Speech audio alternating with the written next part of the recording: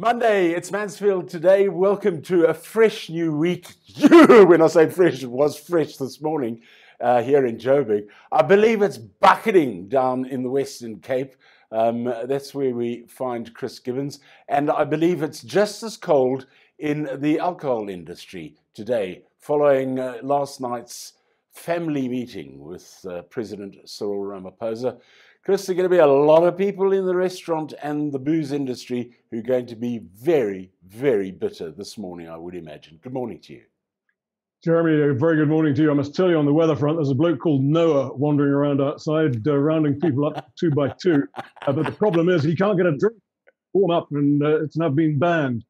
Joking apart, it's very serious. The economy takes another massive body blow with this lockdown. And it's the usual suspects. It's the tourism industry. It's the booze industry. It's the restaurant industry. I mean, you closed your restaurant lunchtime yesterday, late yesterday evening, maybe. You wake up this morning, you're closed. What do you do with all that stock? You just throw it away or what? For 2 weeks, no trade at all, and no promise that in 2 weeks' time you're going to be able to reopen. We hope that's the case. We don't know. What do? There's no support. There's no tours. There's no government intervention. You're absolutely on the bones of your you-know-what. That's the restaurant business. Tourism, as I say, leisure travel in and out of Gauteng. Okay, so let's bring the schools, close the schools down. Holiday time. What do? You head on down to the coast, maybe, if you're lucky enough to be able to travel. Not anymore. All those guys down in places like Margate, Durban, who are hoping for a little bit of a upskirt from the influx of Valis during the school holidays. Not this time, sorry. It's really, really bad news. Let's steer away from the bad news, shall we? Well, maybe not, because there are a couple of big strikes looming. So we're sort of lurching from bad news to bad news here, aren't we? It's winter, yeah. It's a bad news season. Yes, the first one is obviously the National Union of Mine Workers versus Eskom. NUMSA is also involved, Solidarity. What's happened there is the unions were demanding 15%, Norman NUMSA, Solidarity 9.5%. They went into conciliation, CCMA, with Eskom putting a 1.5% offer on the table. Deadlock, as you would expect, and Eskom has now said it's going ahead from the 1st of July to implement the pay increase 1.5% with changes to conditions of employment, irrespective of what the unions say.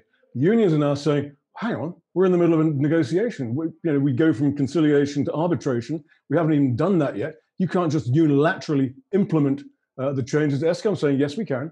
And if you don't like it, we'll see you in the Labour Court. So I think that one is going to end up in a full-on strike. Strike at Eskom in the middle of winter. You and I know what that means. Yeah, absolutely. And of course, local government as well. Well, yeah, SAMWU, the union there, South African Municipal Workers Union, they want 9%. They've rejected a 4% in the first year, CPI plus 1% years 2 and 3. They're in ballot process at the moment, but they're already saying the members have rejected the offer. So I think we're on for a strike there as well. Chris, where's all this leading? Because it just seems that we're getting all this negativity around. Where are we heading with this?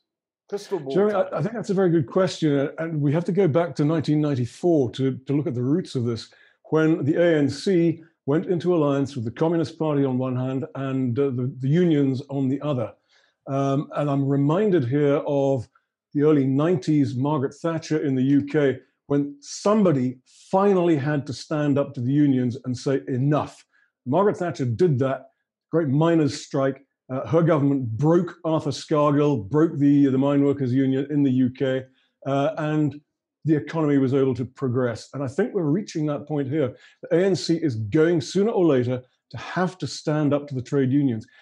Given our economy, there's not the slightest possibility that 15% pay increase is doable. 9%, not doable. We haven't got the money. And somebody has to put their foot down and say to the unions, you can't have any. Tito Mboweni has already said so. Will the rest of the government stand behind him? Well, I think we're about to find out. We talked, I think it was last week, about car power ships And you made a call on it saying you didn't think it was going to happen, and it looks like you were absolutely right. Well, absolutely. The Department of the Environment comes into the picture here. The department has sunk the deal. Car power ships sunk the deal. Get it? Never mind. To operate at this magnitude, this level of electricity production requires, rightly, a full-on environmental impact assessment, which was provided, except it's supposed to be done by independent professionals. Now, the reports I've seen say that these assessments were neither independent nor professional, and the department has simply thrown them out. And that looks to me as though we're pretty much at the end of the road on this one. Story that's made headlines internationally, Chris. The two young South African brothers who apparently absconded with as much as, I'm looking for the number here, it's $3.6 billion in Bitcoin. I mean, you could bail out SAA several times for that kind of money, but if it's true. Well, yeah, just over 51 billion rand current exchange rates. Let's start at the beginning on this one. You've got these two youngsters, Rais and Amir Kaji, 18, 20 years old, respectively. They founded a Bitcoin operation called AfriCrypt, offering investors returns of up to 11% per month. Now, you and I know, Jeremy, if it walks like a Ponzi scheme and it quacks like a Ponzi scheme, then it is a Ponzi scheme. 11% per month? You're kidding, right? Suddenly, they disappear. They say AfriCrypt has been hacked. And they add in a letter to investors, please don't contact the authorities because that will hamper our efforts to get your money back. Yes, don't contact the authorities. Where have we heard that before? And now some of the investors then do contact a firm of lawyers called Hanekom Attorneys, who say in essence that the Kajis have legged it, probably to London, and that as much as $3.5 billion is missing. And if true, it would be one of the biggest heists in Bitcoin history. And no word from the brothers yet. Well, not quite. Over the weekend, the BBC actually carried a report quoting another lawyer, one John Oosthuizen, as saying the brothers have categorically denied that they've been involved in a heist or had absconded with the funds. Oosthuizen says they maintain it was a hack and they were fleeced of these funds. So then obviously they've gone to the police and asked them to cooperate with the investigation, I would imagine. Not as such, Jeremy. Oosthuizen says they are young men, they're 18 and 20, with little life experience. Poor lambs. He adds that they had received death threats and that their first reaction was to keep themselves and their families safe. The pair, he says, are working to prepare a dossier to demonstrate to the authorities that AfriCrypt had been hacked and that the brothers had been the victim of theft. And they would, of course, cooperate with any future inquiries by the authorities, but at present, they've not been notified of any investigation. We also do know, by the way, that the Financial Sector Conduct Authority, the regulator in this particular part of the market, has said it cannot investigate because Bitcoin is not recognized, is not not currency in our neck of the woods. So they have no jurisdiction. One final note, and again, it's from the BBC report. It quotes an investor with AfriCrypt who says the sum involved is nowhere near $3.6 billion, probably much closer to $100 million. Now, I don't know about you, $100 million, that's 1.6 billion rand. That's still a fair chunk of change. Tell me about it. Yeah.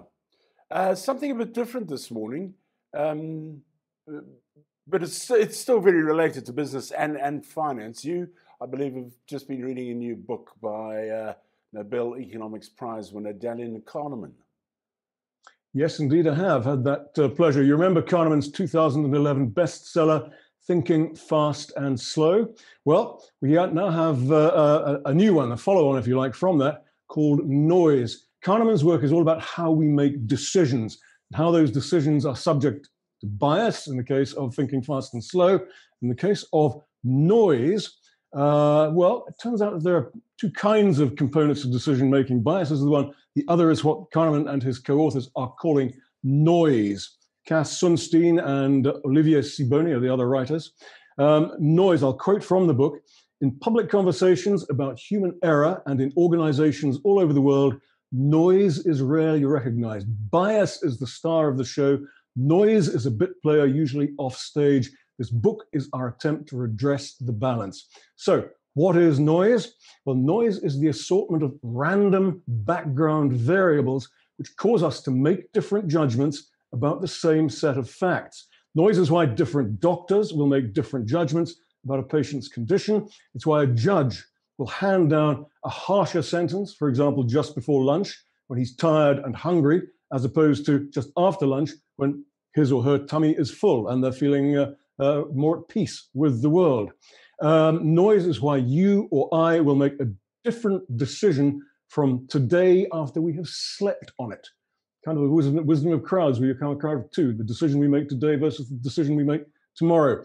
Bail decisions, forecasts, asylum decisions, forensic science, all of these things, they're all noisy and in different ways.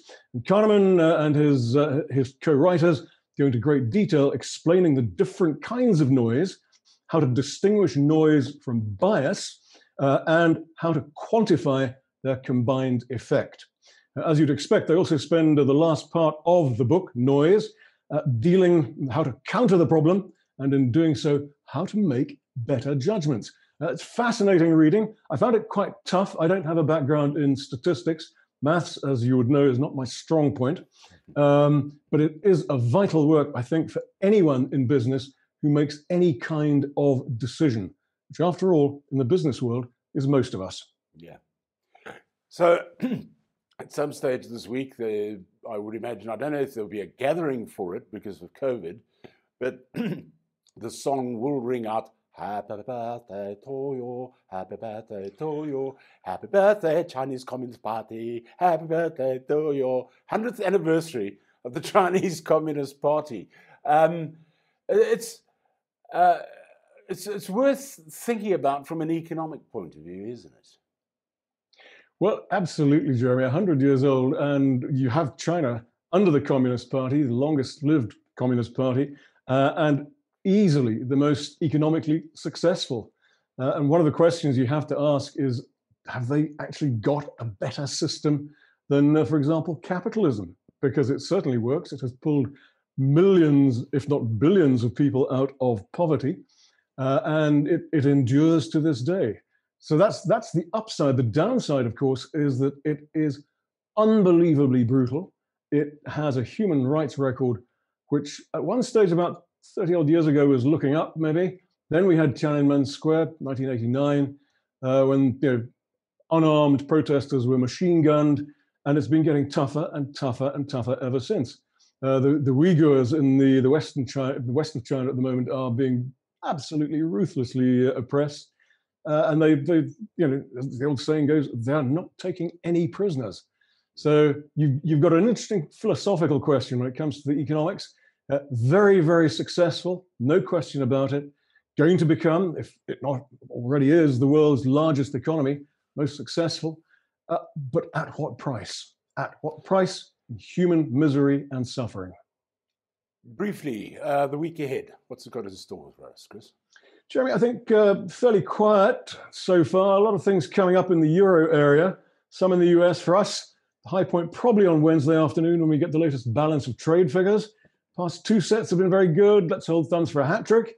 Thursday, we'll have the ABSA Manufacturing Purchasing Managers Index, also the new vehicle sales figures for the month of June. July the 1st coming. That means less than 6 months to Christmas. And maybe we'll be able to travel by then. Who knows? From your lips. Chris, thank you very much. We'll catch up with you again next Monday. Look forward to it. Thanks, Jeremy. Take care. Thank you. Chris Givens, our business guru, and you can catch him again next Monday. Tomorrow, we'll be talking matters legal. Lance Brogden got hold of me last week when I was in confine, and he was talking to me about the Poppy Act and all the rest of it. And I said, okay. He said, we need to talk about this because that also comes into effect on July the 1st as well. So we'll speak about that tomorrow in the legal slot right here on Mansfield Today. Thank you for joining us. Until next time, bye-bye.